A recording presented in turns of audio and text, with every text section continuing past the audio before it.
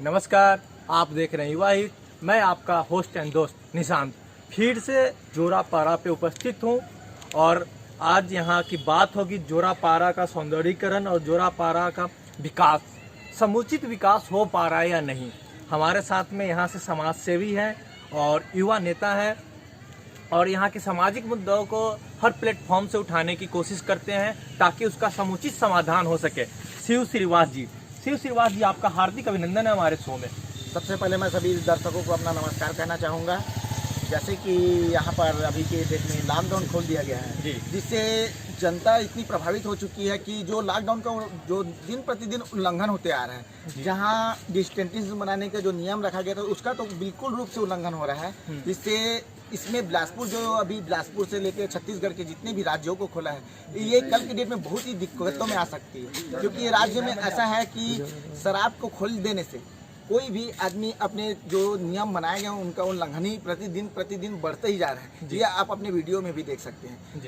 जैसे कि छत्तीसगढ़ में यह अगर वायरस आती है तो यहाँ मेडिकल की उतनी सुविधा भी नहीं है जो दिल्ली में है, जो वहाँ भी है। जैसे एनजीओ, जैसे वहाँ एम्सों की मात्रा अधिक है, यहाँ सिर्फ एक ही एम्स है या जबलपुर में 2 एम्स है। तो जिसमें इसमें मरीजों को ठीक करने के, हालांकि छत्तीसगढ़ में मरीज ठीक हो रहे हैं, ये भी कि नहीं कि मरीज में ठीक नहीं हो रहे, लेकिन इनकी बढ़ने की संभावना भी छत्तीसगढ़ में बहुत तेजी से। इसलिए मैं ये सरकार से ये निवेदन करना चाहूँगा कि जो लॉकडाउन की प्रक्रिया है उसको 10 या 15 दिन के लिए और बढ़ाया जाए, ताकि यहाँ की अर्थव्यवस्था को संभालने के तत्पश्चात और यहाँ के समस्त जो परेशानियाँ उनको समझा जाए और विधायक और हमारे जो मुख्यमंत्री हैं इनके सभी के सहयोग से यहाँ की जनता को बचाया जा सके। जोरापारा में क्या कभी स्क्रीनिंग हुई है यहाँ के वार्ड पार्षद द्वारा? वार्ड पार्षद यहाँ के स्थानीय लोग आए हैं कभी? हमारे वार्ड पार्षद, जैसे कि हमारे वार्ड पार्षद वार्ड क्रमांक 63 के पूर्णा चंद्र जी हैं, जिन्होंने बहुत सारे यहाँ के मोहल्ले वासियों का योगदान किया। उन्होंने जिनके घर में राशन नहीं था उनको राशन भी की सुविधा कराई, जिनको सैनिटाइजर से लेकर हर चीज़ों की सुविधा कराई।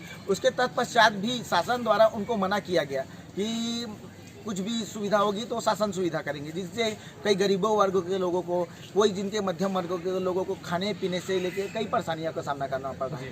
जहां शासन तो हर जगह सुविधा उपलब्ध नहीं करा पा रही है, इसलिए नहीं करा पा रही है क्योंकि शासन के पास इतना फोर्स भी नहीं है कि जिससे हर घर में वो जा सके। इसलिए पार्षदों के द्वारा जो समस्या सामने आ रही थी उस समस्याओं का समाधान पूरी तरह रुक चुका है। जी, पार्षद अपने कार्य में अग्रसर हैं, वो अपने घर के तरफ से करें, फिर भी बिलासपुर शासन द्वारा इस शासन पे क्या है कि उनके ऊपर रोक लगा दिया गया है, जिनसे उनको भी कार्य करने में दिक्कतें हो रही है। ये जो यहाँ के स्थानीय प्रतिनिधि हैं, जो विधायक हैं, क्या कभी जोरापारा का जो इलाका है इसमें कभी आए, दौरा किए हैं? हमारे विधायक जो हमारे श्री रजनीश सिंह जी जो थे, जिन्होंने भाजपा से यहाँ विधायक प्रतिनिधि चुने गए थे, वो हमारे जब से लॉकडाउन के तत्पश्चात, उससे लॉकडाउन के 2 महीने पहले पश्चात भी यहाँ का ना देखने आए, ना यहाँ की जनताओं की जानकारी ली, ना यहाँ के किसी लोगों का ना सहयोग प्रदान किया। जैसे कि एक विधायक से हर किसी को उम्मीद जनता को रहती है, उस प्रकार की कोई भी उम्मीद हमसे उनको नहीं मिल पाई। जी, तो आप शिव जी क्या उन जो यहाँ के प्रतिनिधि हैं, विधायक प्रतिनिधि हैं, उनको क्या कहना चाहेंगे?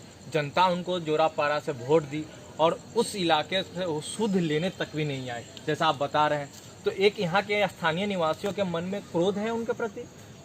क्रोध तो नहीं बोलूँगा, लेकिन ये है कि जो विकास करने की बात किए थे, लॉकडाउन के नाम से विकास हालांकि रुक गया।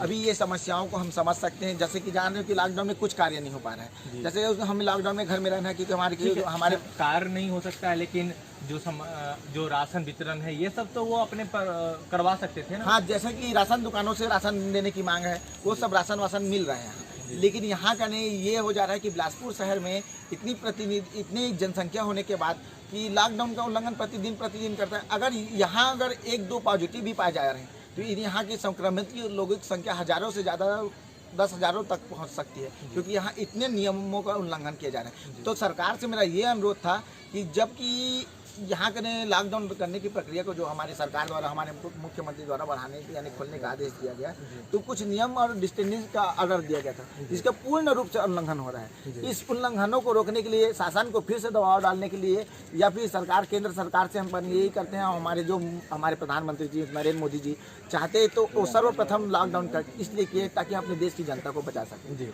तो उनका कार्य है कि देश की जनता को बचाना, तो उसमें सभी प्रकार के मुख्यमंत्री हैं, जो हमारे राज्य के जितने भी स्टेट्स के मुख्यमंत्री हैं उनका सहयोग प्रदान करें, जिससे हमें इस कोरोना वायरस जैसे जो वायरस है इसका अभी ज़्यादा वैक्सीन आने में टाइम है। हालांकि वैक्सीन आने में टाइम तब तक हमको उनका सहयोग प्रदान करना है, क्योंकि सहयोग प्रदान करेंगे तभी तो हम राष्ट्र को बचा पाएंगे, अपने देश को बचा पाएंगे।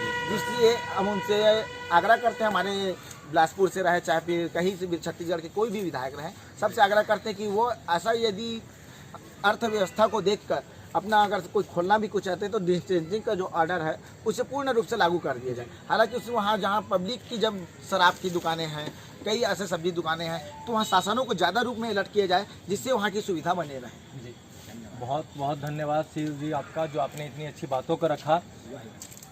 युवा हित के जितने भी दर्शक हैं उन सभी से अपील करूंगा कि आप सोशल डिस्टेंसिंग का पालन करें, भारत सरकार का जो गाइडलाइन है उसको फॉलो करते रहें। कहीं कहीं छूट दी गई होगी, लेकिन आप उस छूट का गलत उपयोग ना करें। कोरोना एक वैश्विक महामारी है और आप उससे सतर्क रहें, तभी आप सुरक्षित रह सकते हैं।